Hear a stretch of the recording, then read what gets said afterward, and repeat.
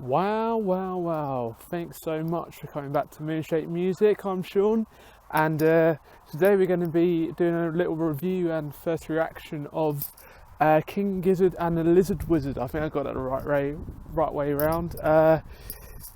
Just thought I'd capture this intro on this glorious day. So I'm going to be picked up by Richard Sturgis, who reviewed the PJ Harvey album with me last week, and also Ryan Smith, who is well, you'll find out what he's like, but he's going to give his first reaction to this music. I'm not too sure he's going to like it, but to give you a bit of a background, this band, Australian band, released a whole lot of albums. They've got very old school traditional sort of approach to music, as in they pretty much release an album every year. But they brought out this album which is really experimental. They've sort of been working towards this for a few years, regardless of the other releases. So yeah, we're going to dive in, have a little look at it, see what's going on, and give you our opinions.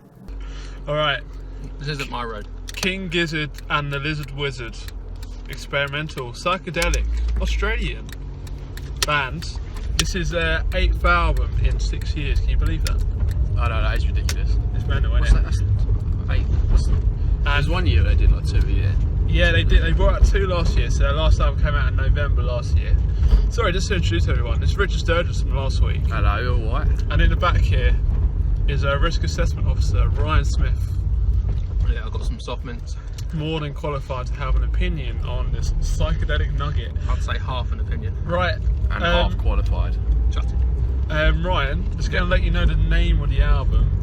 Okay. It's called Nonagon Infinity. What are your thoughts on that first? What's a nonagon? How many sides is that? Robot, stop! So, Ryan... I said stop when I'm driving. I'm sorry. You said robot, stop. No, stop. The thing is, Ryan has... I know you have a background in music, you're an ACMer, you know, you're quite into the whole, you know, technical guitar work. So how do you find out? That was pretty off kilter, wasn't it? It was quite concerning. in what respect? It was very aggravating. Oh, right. Well, just because It felt like I was listening to an angry giant inside a plastic bottle. Right. So do you like it? Probably not. What about Robot, you? stop that. What about you, Richard? What are your thoughts? Yeah, it's off kilter, like you say. It's a big start to an album, isn't it? It's quite hard to review, isn't it, Yeah. really? Because it's like... It's quite hard to hear everything. Yeah, it's like, to take everything in, so I don't know what the hell Ryan's going through right now. Because I've listened to it like a fair few times now, Yeah. so I can kind of get it. Yeah, exactly. If you listen to it first time, it's quite hard. I like Yeah. that about music though. Yeah, I think that's good. It's got layers to it. But you know, this album is designed to be cyclical. Yeah. As in, so the end of the album, Ryan, goes into the first track.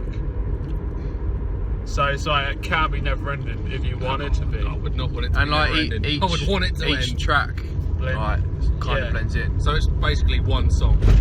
Essentially, yeah. Well, I wouldn't say that. it's like one like movement. You know what I mean? They're meant to be together. They were meant to be together. yeah. Yeah. Right. Like you and Last song, yeah. Big Fig Wasp. That second track. It's quite hard to figure out when it changes because it goes straight into it after the first one. It's Yeah. quite hard to figure out when it actually changes up, but it does change towards the end. Yeah, Pretty it does. weird. Yeah. But, It sort of gradually changes, doesn't it? And the thing is, they've like scattered really accessible bits in it, like some really like hooky grooves. See them lurking in the background, and but it's shrouded in like just sort of a mash of noise. Yeah. Really weird. Thoughts, Psychedelic, man. It was confusing. Ryan? Ryan, Going nice. what do you think? Yes, it was the most recognisable so far. It's like the first proper song on the album, isn't it, Rich? Well, I'd say so. It's definitely more of a melody-driven song. Yeah, no, exactly. So that apparently is what I've realised actually. The way they make it, they like make it transcend to the next song. They take elements of the song previously, like the backing vocals at the start of that, was the same as the last song. So it's quite clever, really. But you can sort of differentiate where that starts and where it ends. That drum solo is apparently in 11/8. Yeah. Do you want to try and describe what that means, Ryan? Tap your right hand, tap 8 times. While you're doing it, tap your left leg 11 times. Exactly. So that's what the guys got away with. But that was a pretty good track, I think. What are your thoughts, Ryan? This is the first time Ryan's hearing this, obviously. It's quite unusual. It's sort of, it's like they've got some sort of boa constrictor around my dictionary. I don't understand. Could you get into it, do you think? If I was on crack. You need to. That's a bit more horror sort of thing, and it's got like a motif in it throughout this album. I think, like, you know, that bit keeps coming back to down, down, down, down, down, down. It's like a motif in it. Precisely. Thanks. How are you finding it so far at this stage of the album? Are you enjoying it? Yeah, I think this was the point when I first listened to it. This was the point where I was thinking, okay, maybe I can listen to the rest of this. Right. Do you know what I mean? Because the first two, I was like, it's just a jam. I don't know if they're doing this for 40 minutes. I don't think I can handle that. Yeah. I probably would have, and I would have loved it, but I don't know. In the time, I thought, oh, actually, like, this just sounds like songs now. What about you, Ryan? It's alright. I'm getting through it.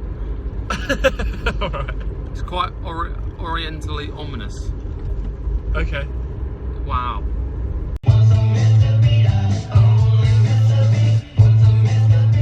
have to go again.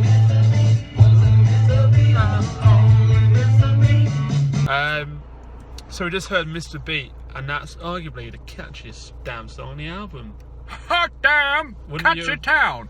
Yeah, no, that was, to be honest, like, when I was listening to it first, I wasn't that invested in it, because it's such a mash of noise. Then when I heard this one, I was like, okay, that's cool.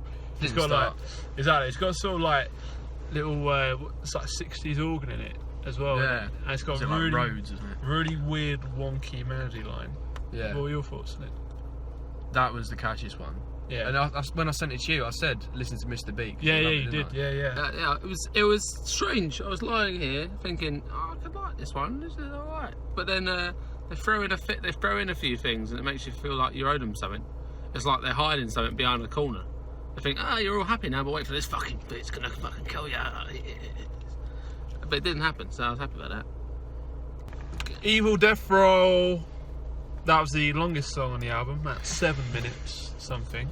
7 minutes. Yeah, that was mostly instrumental, wasn't it? Mhm. Yeah, it's quite. Again, that was quite a lot to take in. Yeah. Yeah. What do you think of? Because obviously they've got a lot of different time signatures in there. And Yeah. You were saying in the last one, it's like jumping about. Yeah. I think they do it really well, and I don't really notice it that much. I know what you mean. Yeah, I think it's quite a lot to take in, but it does still sound like one entity. It doesn't sound like anything's changed that much. But you're going from like 4/4 into like really complex rooms. Yeah. I Apparently, don't really notice it. because I think this album, you know, they bring it out quite. They bring out stuff quite rapidly, but they've worked on this one for quite a while. Yeah. As in, like, over a few years. They originally tried to do this concept a few years ago, but it didn't work. And then yeah. See, I watched it was them doing a KEXP session thing. Yeah. And they were talking about when they did Paper Mache Dream Balloon.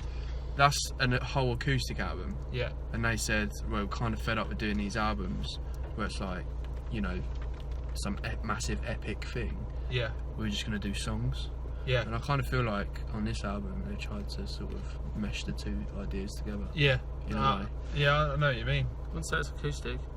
No, not that it's acoustic. No. The fact The last that album they're was, doing single songs as well as this epic thing. I think it's quite riff dependent. Riff dependent. Yeah. That's a good. Is that a good thing? phrase. I don't really know. Depends what the riff is. They seem to use the same riff What? a lot. Which one? It's quite ominous. So do you like it? Depends what song it's in. Are you still like invested? Like, Invested? What? Are you still? Are you still with it? Are you still? I've sort of intrigued? trailed off a bit in the middle.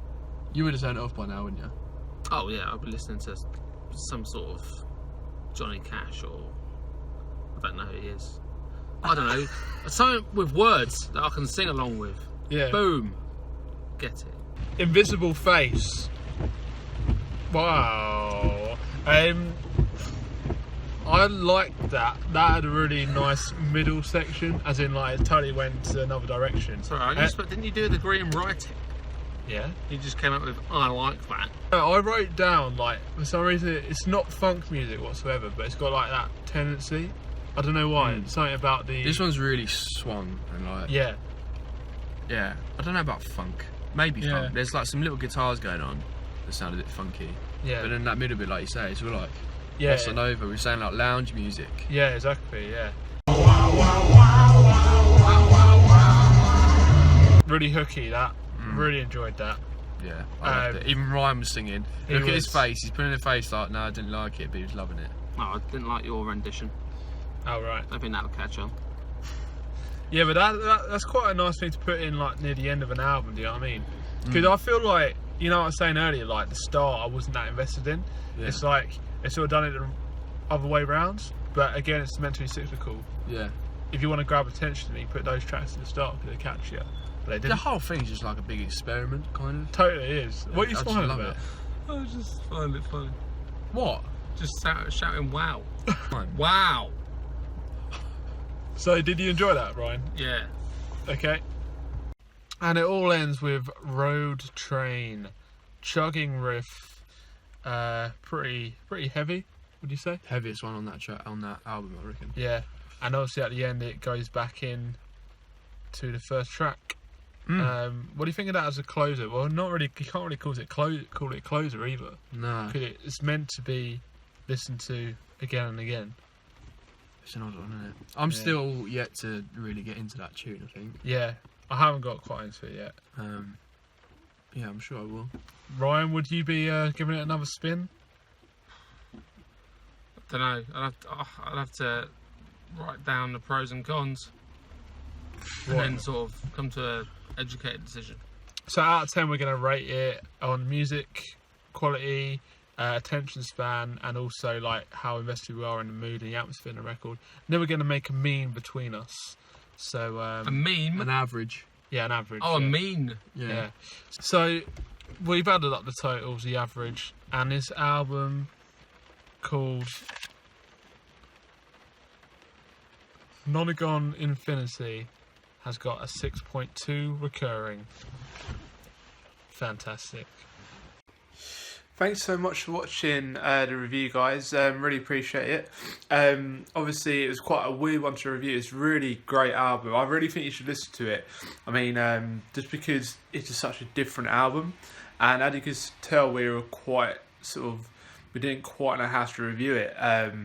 But that's what we gave. We gave our first impressions to you, particularly Ryan, of course. But please tell us what you think of the album. Leave some comments below. You know, we're improving at the moment. We're just trying to get better. We're just starting this thing. Give it a like, subscribe if you want to. You want to see more. We are getting better all the time. Thanks so much for watching. King Gizzard and Lizard Wizards.